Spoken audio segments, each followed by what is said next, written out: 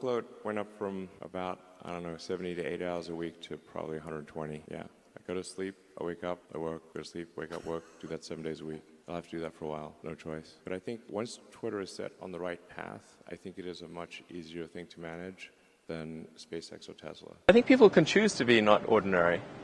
They can choose to not necessarily conform to the conventions that were taught to them by their parents. Yes, I think it's possible for ordinary people to choose to be extraordinary.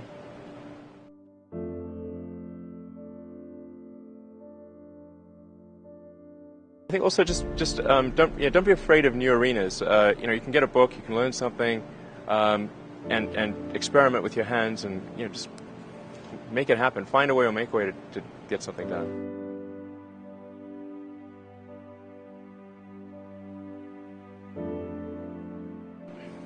Not being motivated personally by money is not the same as saying that I think SpaceX shouldn't make money. In fact, it's very important that SpaceX is profitable, or we will not be able to earn the money necessary to continue future developments.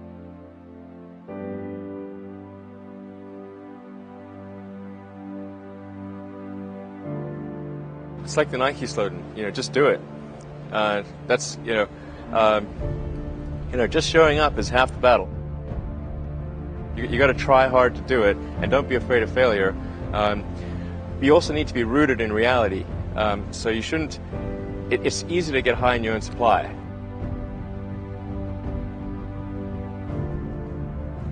You've got to not be afraid to innovate, but also don't delude yourself into thinking something's working when it's not, or you're going to get fixated on a bad solution. You go to the very basic laws of physics, the things which we believe to be extremely well demonstrated. In other words, the reason they call it a law is that no one has ever demonstrated an exception to that, ever. As Edison said, it's 1% inspiration, 99% perspiration. I think it's really a mindset. You have to decide, we're going to try to do things differently. Well, provided that they're better. You shouldn't do things differently just because they're different. They need to be different and better. But I think you just have to sort of decide. Let's think beyond the normal stuff. There's this great holy grail potential in the future. You have to stay grounded in the short term. So because if you don't do things that pay the bills, you're not going to achieve the ultimate long-term objective. But it's nice to have that sort of holy grail long-term potential out there as an inspiration for coming to work.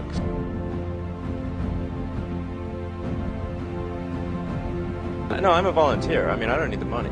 There's nothing. It's not like I'm sitting here saying I wish I could buy such and such a thing. I could buy it. I get paid minimum wage. Actually, I don't even get overtime.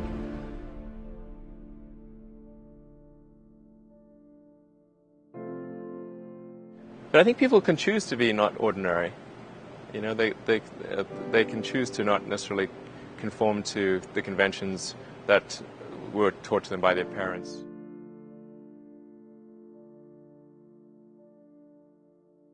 Yes, I think it's possible for ordinary people to choose to be extraordinary.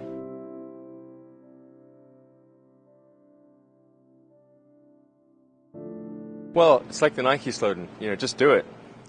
I think the first is, depending upon how well you want to do, and particularly if you're starting a company, you need to work super hard. So what does super hard mean? Well, when my brother and I were starting our first company, instead of getting an apartment, we just rented a small office and we slept on the couch. And we showered at the YMCA, and we had just one computer. So the website was up during the day, and I was coding at night. 7 days a week, all the time.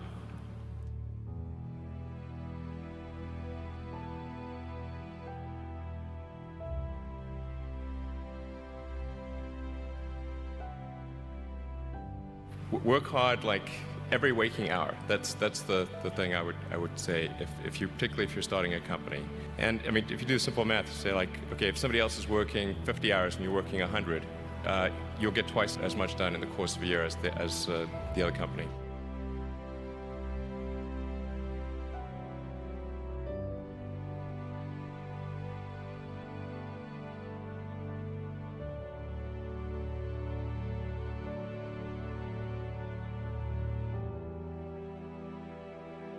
I think too is you got to make sure that whatever you're doing is a great product or service. It has to be really great. And I go back to what I was saying earlier, where if you're a new company, I mean, unless it's like some new industry or new market that, if it's an untapped market, then you have more ability to, the standard is lower for your product or service. But if you're entering anything where there's an existing marketplace against large entrenched competitors, then your product or service needs to be much better than theirs. It can't be a little bit better, because then you put yourself in the shoes of the consumer and they say, why would you buy it as a consumer? You're always going to buy the trusted brand unless there's a big difference.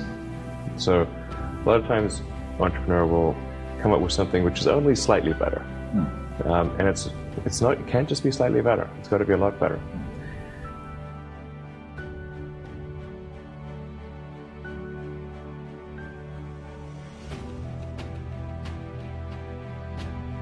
The other thing I'd say is that if you're creating a company or if you're joining a company, the most important thing is to attract great people. So either join a group that's amazing, that you really respect, or if you're building a company, you've got to gather great people. I mean, all a company is a group of people that have gathered together to create a product or service. And so depending upon how talented and hardworking that group is, and the degree to which they are focused cohesively in a good direction, that will determine the success of the company. So do everything you can to gather great people if you're creating a company.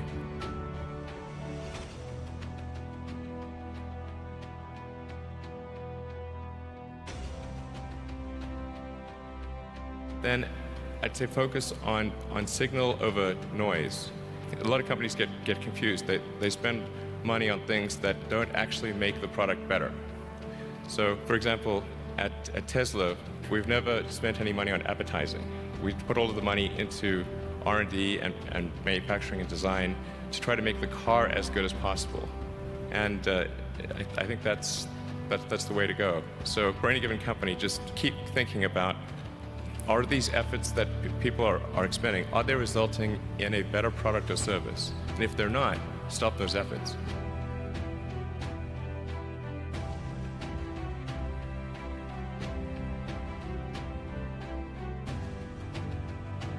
And then I think that the final thing I would encourage you to do is, now is the time to take risk.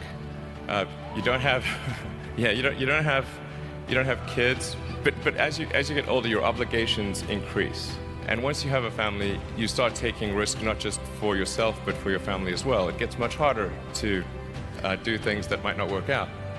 So now is the time to do that before you have those obligations. So I would encourage you to take risks now. Do something bold. You won't regret it.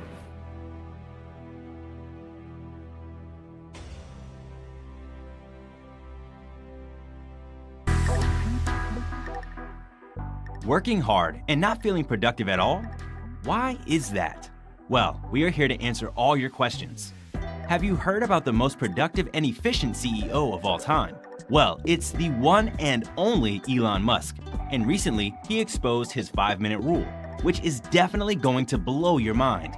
And if you implement his 5-minute rule in your life, your productivity will be at peak level in no time. Elon Musk has been an inspiration for the world due to his major achievements and impressive goals. So, what is his 5-minute rule all about? Let's find out. If you don't want to do something, make a deal with yourself to do at least 5 minutes of it. After 5 minutes, you'll end up doing the whole thing. Sounds interesting enough. Just give it a try, and you will witness the benefits yourself. Well, there are plenty of benefits to the 5-minute rule, and you are about to find them out next. Hello and welcome to our channel, Mentored. We are back with another amazing topic, and today we are going to share Elon Musk's 5-minute rule. So stick around until the end of the video, and don't forget to subscribe to our channel for more life-changing videos. If you don't find them helpful, you can always change your mind later. Elon Reeve Musk is a South African entrepreneur who is also known as one of the wealthiest people in the world. He is a mastermind behind many leading companies in the world and has an estimated total net worth of $209 billion. You can say that Elon Musk is a disciplined person and obviously a very productive one too. To accommodate his work life, Musk has broken down his schedule into 5-minute slots. every day at work is different from the previous day for the billionaire. It is reported that his Mondays and Fridays are spent at SpaceX, while during the rest of the week, he works at Tesla. On weekends, it's more of a toss-up. So, here's how the 5-minute rule works. When you first hear about increasing productivity in 5 minutes, your brain might tell you that 5 minutes is not enough time. But actually, it's all you need to get the ball rolling. Often, difficult duties aren't accomplished in a single sitting. So, all you have to do is to divide your hectic task into small 5-minute slots. You power yourself to work on an activity for simply 5 minutes, with the understanding that you could give up after 5 minutes if you like. So, with this situation, you can trick your mind and even the hardest task becomes easier. However, there's still a barrier that gets in the way, and that is failure. Fear of failure often affects your productivity. Elon Musk had to face failure several times, but that never affected his productivity. What are the factors that kept him going despite failures? We are going to discuss them next. In order to have an impact on the world, you simply have to have an influence on people around you, like employees, investors, traders, and the general public at large. Elon Musk had also faced failures repeatedly, but he dealt with them with patience and perseverance. His aerospace company experienced the failure of the first 3 rockets, which did not work as planned, and he literally burnt millions of dollars, making him go bankrupt. But that did not stop him. The CEO of Tesla Motors, Elon Musk, faced criticism from many people who said that Tesla will go down in a matter of time. In 2012, 10 years after Tesla was founded, Mitt Romney, who was running for president, said that Tesla was a loser. Many of us do not have the courage Elon Musk had in the face of criticism. Maybe that's what kept him going despite all the hate, because he was dedicated to innovation and proving himself to the world. The failures did not bother him as much as the failure to accept a challenge. Therefore, he has created a new road for people to walk on, following his lead and guidance. If you follow the same guidelines given by the world's most successful entrepreneur, then there is nothing in the world that can stop you from achieving your desired goals. That's all for today, guys. What do you think about today's video? Share with us in the comment section below. I hope you enjoyed the video.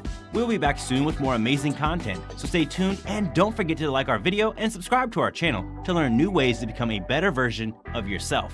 Thanks for watching.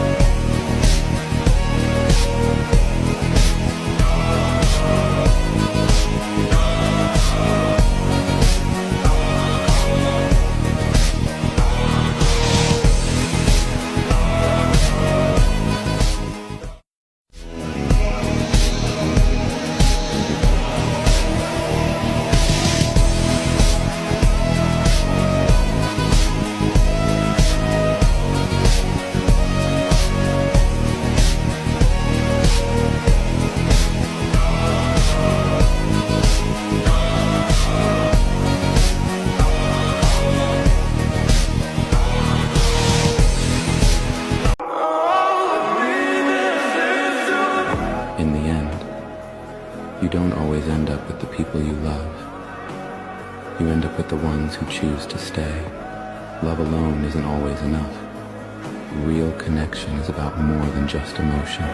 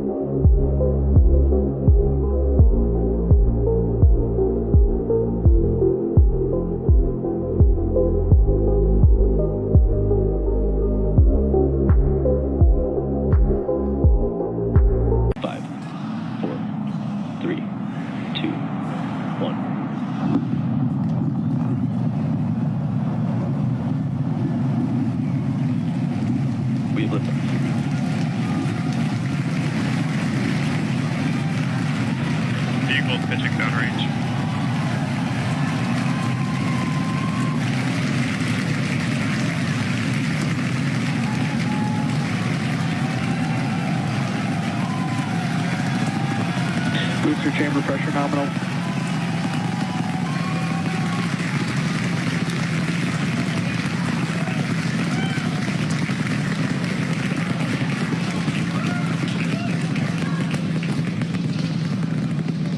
All right, we're a little over 40 seconds into flight. 33 out of Booster and 33 ship, Raptor avionics, engines. power and telemetry nominal. Getting good call outs, healthy systems on the booster as it starts to pitch over the Gulf.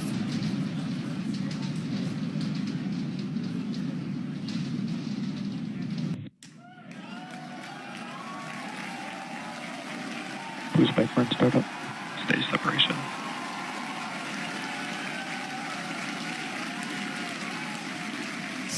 Stage separation confirmed. We've got 6 engines running on ship. Booster is doing its boost back burn, continuing now towards its splashdown site in the Gulf.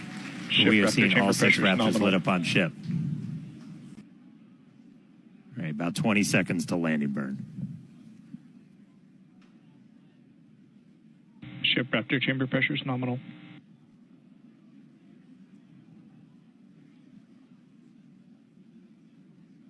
All right, here we go. Landing burn startup. Looks like we got 12 of those 13. Down to 3, including one of the middle ring.